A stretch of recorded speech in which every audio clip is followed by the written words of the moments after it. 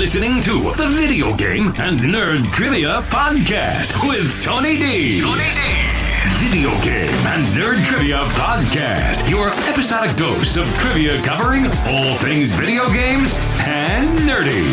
Now, here's your host, Tony D. Welcome to another episode of the Video Game and Nerd Trivia Podcast, where we quiz you on all things video game and nerdy. And this is a production of the No Time for Time Travel Podcast. Again, each episode is going to be focusing on a different video game or nerd topic. And how it works is I'll ask you a question, give you 5 seconds of silence, and then tell you the answer. There will be 3 rounds of questions, each increasingly difficult from the last. And today, our topic is going to be Sega Genesis. So the Sega Genesis console and all the things related to it. I grew up and I owned the Sega Genesis. Of course, my parents got it for me. I wasn't an SNES kid, and I didn't really know what I was missing out on, but a lot of my friends had SNES. I was the odd one out with the Sega Genesis because the ads really got to me and thought it was cooler. But let's begin. Round 1. Number 1. Who was the main competitor to the Sega Genesis during its lifespan?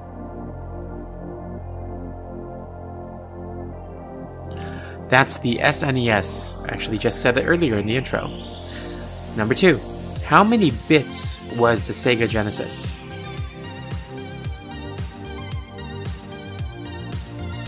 It was 16, so it's a 16-bit console. Number 3.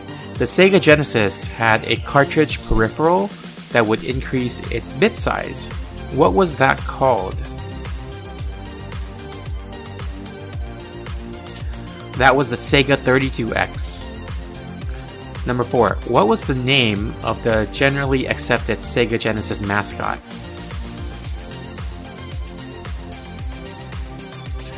Sonic the Hedgehog. Number 5. What game famously allowed blood and violence on the Sega Genesis version, though through a cheat code, whereas the SNES counterpart had blood replaced with sweat? That would be Mortal Kombat. I'm a big fan of Mortal Kombat, so had to throw that question in there. Number 6. What game console did Sega release after the Sega Genesis? That's the Sega Saturn. Number 7. How many lettered buttons were there on the original Sega Genesis controller? There would be 3. The letters were A, B, and C. Number 8. What buttons were added when the Sega Genesis released their upgraded controller? That would be X, Y, Z. There was also a mode button, which I won't really include, but just letting you know, the mode button was there to toggle the controller between a 3 button versus a 6 button, because not all games would be able to work in the 6 button controller. So that's a little extra trivia knowledge there. Some games actually crashed if you use the 6 button configuration, so they had that mode button there. Number 9. What was the best selling Sega Genesis game? That would be Sonic the Hedgehog with 15 million sold. Number 10. What was the best selling Sega Genesis game that was not a pack-in game? That would be the sequel, Sonic the Hedgehog 2. Alright, round 2, number 1. What was the first freebie pack-in game with the Sega Genesis?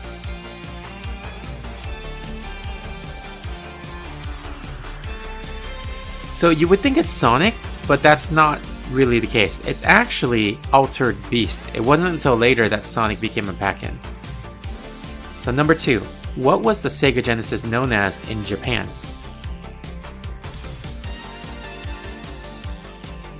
It was known as the Mega Drive. Number 3. What year did Sonic become a bundled pack-in game with the Sega Genesis? 1991. Number 4. Sega experimented with online capabilities on their system. What was the name of their device that would allow for internet connectivity that they released in Japan?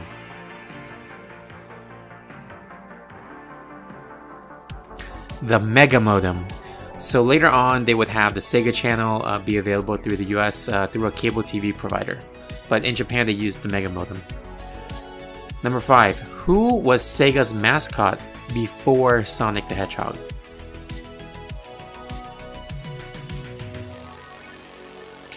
This was Alex Kidd. Number 6. What year did the Sega Genesis debut in North America?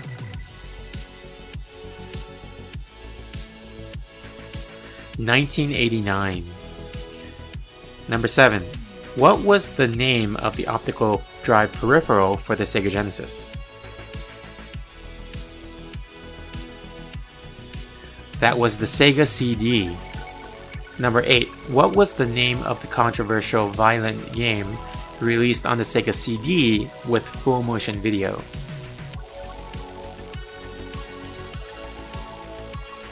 That was Night Trap.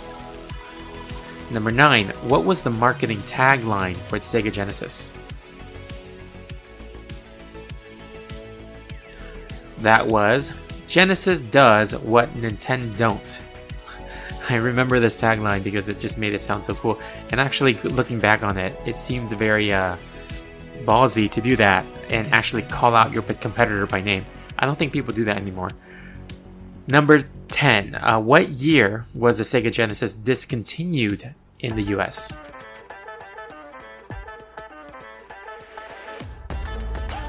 This was 1999. Alright, let's head out to round 3. Number 1. What was the Sega Genesis known as in South Korea?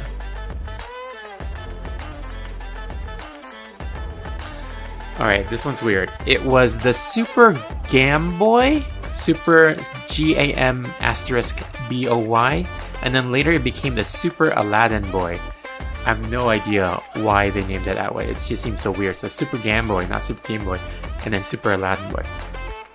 Number 2. Before the 6-button controller was released, how would you play Street Fighter II with a 3-button layout on the Sega Genesis?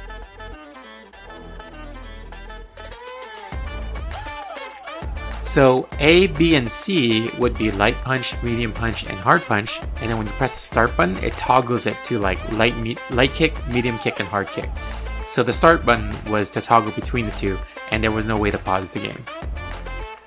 Number 3. What CPU did the Sega Genesis use?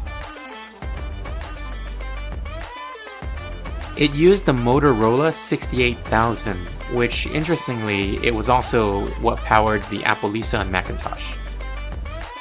Number 4. What type of processing did Sega claim the Genesis could do when they tried to market it as a better console than the SNES?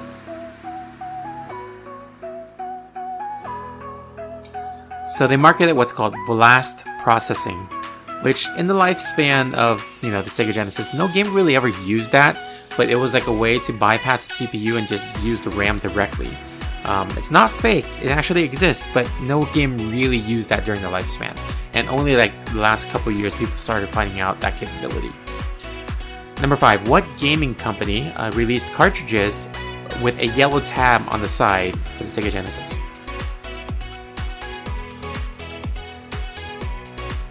So this was EA, Electronic Arts. So back then, Sega Genesis had this royalty program. So if you developed for Sega Genesis and you want access to the dev kit, you have to accept that there will be royalties you'll pay to Sega. EA didn't like that. So EA reverse engineered how the cartridges were built, and then they just made their own cartridges. So they bypassed the whole royalty program. Number 6. What game that was released on the Sega Genesis started the whole idea of like video game release dates?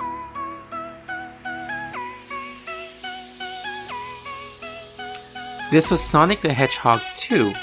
So Sega wanted to make the release like an event. So before this, when a game is coming out, you don't really know the exact date. You just have to wait and then see when it arrives in store. But then like when Sonic 2 came out, they were trying to dub it as Sonic Tuesday. So the game was released on November 24th, 1992, and that was that was the first time that they actually had a big deal made out of a game release. Number 7. What was the sound chip in the Sega Genesis?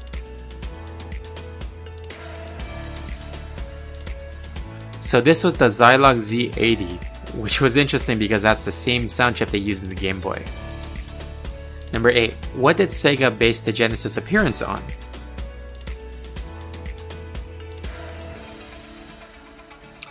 So they based it on audio players and cars and stuff like that because they wanted to capture the market of older teenagers and adults. Number 9. What was the name of the octagonal full-body motion sensing controller for the Sega Genesis?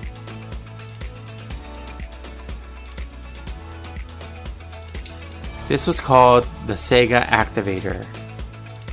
And number 10, what was the name of the online service that Sega ran in conjunction with its Mega Modem?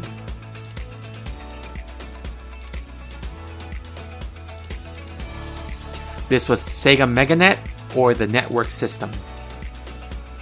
Alright, hope you enjoyed that episode about the Sega Genesis. If you liked our show, please rate us on Apple Podcasts or anywhere else you are currently listening to this podcast on. It'll help us out a lot. Hopefully get more people to discover the show who enjoy this kind of stuff, like trivia for video games and nerdy stuff.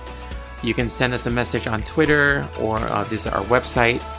Check out all that information in our show notes. Check out our other podcast too, the No Time for Time Travel podcast, for talks on all things nerdy. But until next time, trivia on!